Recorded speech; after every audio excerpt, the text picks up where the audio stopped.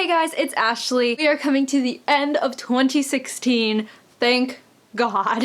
I'm so ready for this year to end and so ready for 2017 to begin. You guys have no idea. I wanted to make a sort of top books of 2016 plus New Year's resolution video, and instead of making two separate ones, I decided to just merge them all together. So I am going to be talking about my top 5 favorite books that I read in 2016, and also a couple of New Year's resolutions that I'm planning on, implementing in my reading schedule and my everyday life just starting 2017. So I figured I should start off with what I read in 2016 and then move on to how that's going to change in 2017. I know that a lot of people make top 10 books of 2016 videos, but I decided just to choose my top 5 because I did start my channel this year, and like I said, I have never read this many books as I have in years past, so I figured that 5 would be a good way to narrow it down, and then maybe next year that I'll do 10 because I'll have read a lot more books. So I'm just gonna go ahead and jump right into it. So starting with the lowest number on the list, and number 5 is The Trials of Apollo the Hidden Oracle by Rick Riordan.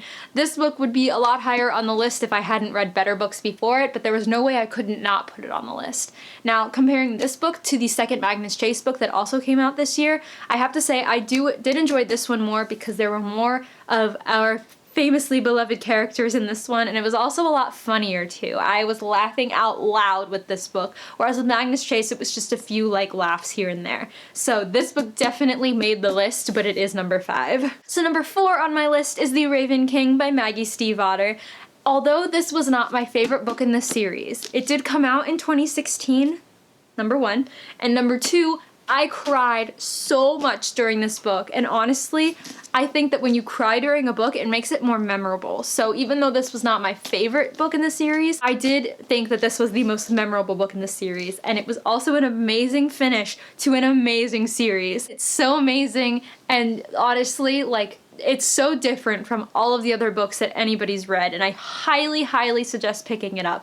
Especially because I think that Maggie is making a trilogy all about Ronan, and Ronan is amazing, and I need it now. So coming in at number 3 on the list, we have Tales from the Shadowhunter Academy by Cassandra Clare and friends. This is just the dust jacket because I'm currently reading this book, and even though I'm still in the middle of it, I know it's gonna place somewhere on this list because this book is so funny, and it's so good, and it's just bringing me back to this world, and it makes me want to reread the books so much more. It's so amazing, and I can't tell you what it's about because it will spoil basically anything that happened in City of Heavenly Fire if you haven't read that book already, but definitely pick this up because you will not regret it if you are a Cassandra Clare fan, trust me. Coming in at number 2 on my list is Lady of Midnight by Cassandra Clare. Oh god, this book. Oh my god. Nearly 700 pages, and I read it in 2 days, and it was amazing, and I do not regret a single bit of it. Oh my god, such an amazing beginning to a trilogy, and I cannot wait for Lord of Shadows, you guys. If I have not said that enough on my channel, I will say it again. I cannot wait for Lord of Shadows. I can't. I need it now. Oh my god. This book is The Shadowhunter Chronicles, as usual, Cassandra Clare. Oh my god. I need Lord of Shadows. And finally, number 1 on my list of top books for 2016 is Gemina by Jay Kristoff and Amy Kaufman. If I have not talked about this book enough on my channel, you guys, where have you been? Or I mean, you might be a new subscriber here, but if you've seen a lot of my other videos, you'll know that I constantly talk about this series, constantly. I've gotten a lot of people to read it, and a lot of people love it, and I'm so excited for the 3rd book. Now, I read both Gemina and Illuminate in 2016, but I'm pulling out Gemina now because it was published in 2016. So even though I read both of them, this one was the one that should technically make it to the list because I'm only counting books that were published in 2016. Okay, just letting you guys know. Oh my goodness. I'm not even gonna give a synopsis for this book because you've probably heard about it enough. Space, travel, jump stations, destruction, bi-tech, Leanne. So much goes on in this series, and if you haven't picked it up, I highly, highly recommend it. So those were my top 5 books of 2016. Like I said, I'm picking the ones that were published in 2016 that I also read. So those were the top 5 out of the 30 books that I managed to read. Those were my favorites. Now I guess I'll get into some of my New Year's resolutions for 2017. I'm gonna talk about my bookish ones. I don't really have any lifestyle, life choices ones. No, that never works past a week into January, but this my reading resolutions are 100% going to stick, and I will make them stick. And let me just go ahead and tell you what they are now while I keep talking about them. So the first resolution that I have on my list is to read at least 2 books a month.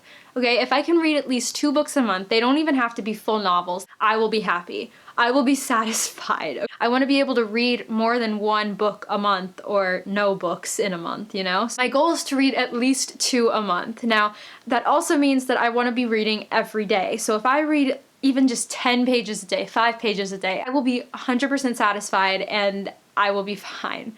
That's just something that I want to implement and try to get work into my life, just because I know that there are a lot of days where I'm working. Starting in spring, I might be working on schoolwork and I'm not gonna have time. I want to be able to make time, and so that is one of the things that I'm gonna work on. The second thing that I wanna work on is reading more diversely. I'm pretty sure reading more diversely is something that's gonna be on a lot of booktubers' reading resolutions lists. It is definitely something that I need to work on. I will admit it right now, I did not realize that it was a problem, and I'm very sorry about that, and I definitely want to improve upon my mindset, and I want to become more empathetic to those who are marginalized or those minorities who are not represented in books that they really need to be. And I really want to start implementing that into my reading style as well. So I've been seeing this diversity bingo thing going around on Twitter for a while. A couple of booktubers or bloggers or whoever you guys are made this, and I'll leave a link to it down below if you guys are interested. Basically, it is a square, and it's just like a bingo sheet. So it contains, I think, 24 or 36 squares, and in each square it has a different command. Read a book with an Arab main character, or read a book with a disabled main character. Read an own voices book, something like that. And so I really want to start being able to complete that while I do it. And I feel like that'll give me more motivation to pick up those books rather than reaching for the books that I normally do. So I'm really excited to start working on this and to start getting into this and start learning more about the world that I live in and the people that I am living with on this planet. So, yay. Yay for big speeches, Ashley, yay. The final New Year's reading resolution that I want to implement is rereading the Mortal Instruments series. I talk about all the time how I want to reread them and how I really need to because I don't remember half of what happened, even though they are my favorite books. This is the year that I'm going to make it happen. Now, whether I read 1 book a month, I will be fine. If I end up finishing City of Glass and need City of Fallen Angels right then and there, I'll do that. I just want to be able to reread them. Now, this doesn't include the Infernal Devices, but if I finish the Mortal Instruments and I want to reread the Infernal Devices, I will do that too, because I love them both equally and I love just the story and the characters, and I really want to jump back into this world. So I'm definitely going to try to reread the Mortal Instruments this year. And guys, that is all of my resolutions and my top books of 2016. Thank you so much for watching. Please let me know what your favorite book of 2016 was that you read. It doesn't have to be published in 2016, just one that you read in 2016, what your favorite was. And I'd also want to know if any of you guys have any resolutions that you want to be working on in 2017 that involve your reading lifestyle. So please let me know in the comments down below because I'd love to talk about them with you. Even though I'm really happy that 2016 is ending, there were some milestones this year. I started my YouTube channel when I really never thought that that would even be a possibility of me doing. I read a lot more than I ever have ever. I'm really happy that a lot of things have happened in 2016, despite it being a pretty crappy year for all around years ago. It was pretty crappy, but I'm really happy that it's over, and I'm just happy that 2017 is just ushering in, and I'm enthusiastic about it. Let's go. If you like this video, be sure to give it a big thumbs up and subscribe to my channel if you want to be notified of when I upload new videos. If you want to say hi to me on social media, I am adashabash12 on Instagram, Twitter, and Goodreads, and all of my links are in the description below. Thank you guys so much for watching. Happy New Year. I'll catch you later. Bye!